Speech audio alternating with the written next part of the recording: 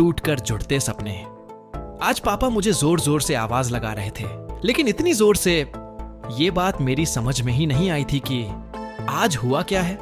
नहीं तो चुपचाप शांत रहने वाले पापा कुछ अरसे से जैसे उनके अंदर का गुस्सा जम गया था, पर आज उनका गुस्सा लावा बनकर चरम सीमा पर था। नन्हा मुकुल दादाजी के गुस्से को देखकर भागकर अपनी दादी के आंचल में छुप गया था।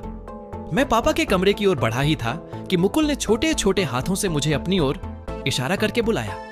मैंने पूछा, क्या हुआ? कुछ टूट गया क्या? कोई और बात? मुकुल ने सहमी सी आवाज में कहा, दादू ने आज आपके बचपन की छोटी छोटी चीजें निकाली थी मुझे दिखाने के लिए।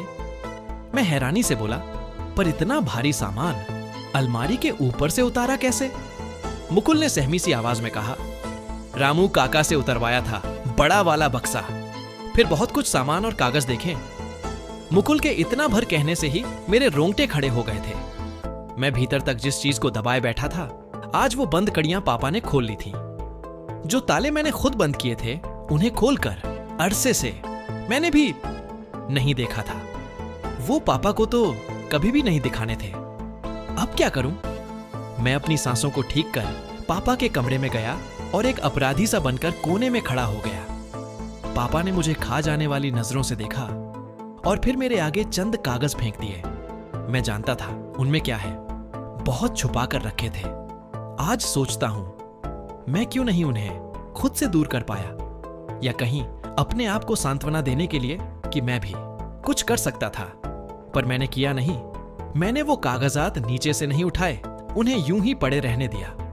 पापा बोले, जब तुम्हारा यूएस में मास्टर्स के लिए एडमिशन हो गया था, तब तुम गए क्यों नहीं? जवाब दो। क्यों झूठ बोले मुझसे कि एडमिशन नहीं मिला? बताओ, इस बात का मुझे जवाब चाहिए। मैंने पापा की ओर बढ़ते हुए धीरे से पहले उनके चरण छुए और फिर उन्हें सीधा कुर्सी पर बिठा दिया। पापा अचकचा गए, शायद उन्हें इस बात की उम्मीद नहीं थी, और फिर कहा, पापा याद करिए, 60 लाख का लोन, उस पर बहन की शादी, आपकी प्राइवेट नौकरी छूटने के बाद मुश्किल से संभलती लड़खड़ाती हुई दुकान की जिम्मेदारी, आपके पैरों का कष्ट और अम्मा की गिरती सेहत। मैं कैसे चला जाता?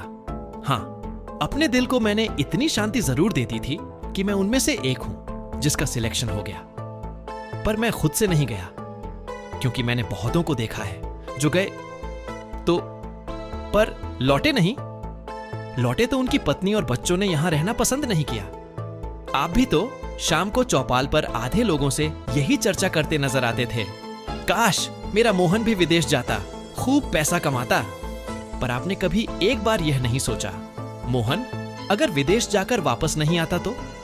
उतना लोन उतारने के लिए भी मुझे कुछ समय वहां रहना पड़ता। विदेश कोई बगल का कस्बा या गांव नहीं था ना पापा, जो मैं जब चाहे चला आता। मैं खुद की ही हालत पर डर गया था। मैं आप सबको खोना नहीं चाहता था। आप अक्सर मां से जब कहते, देखो रामानुज जी का बेटा, उन्होंने इतना कर्ज उठाकर भेजा था और वो वहीं बस गया, वहीं शादी कर ली, ना घर आया ना पैसा भिजवाया। रामानुज जी आज भी उस कर्ज को चुका रहे हैं।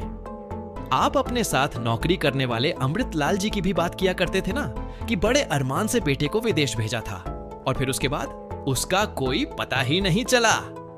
ना जाने कहां, कौन से सागर में खो गया।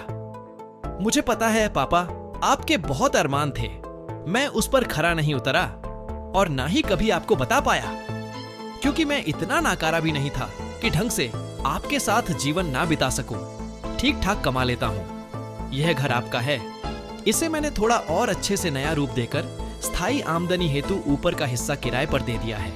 बहन की शादी हो गई है, मेरा बेटा मुकुल एक अच्छे स्कूल में पढ़ रहा है, और अब आप अगर लौटकर पीछे देखें तो कोरोना के बाद वापस लौटकर सब अपने देश लौट रहे हैं। कोई बिना नौकरी के तो कोई बिना परिवार के।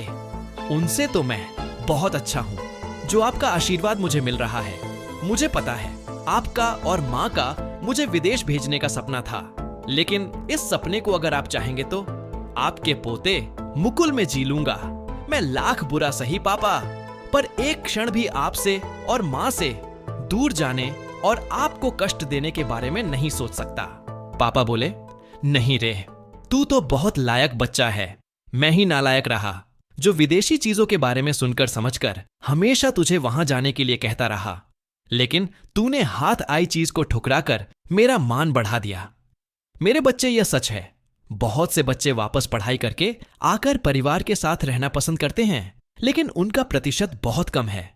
जो एक बार गया लौटकर आना कई बार समय और परिस्थिति के कारण भी उनके लिए संभव नहीं हो पाता।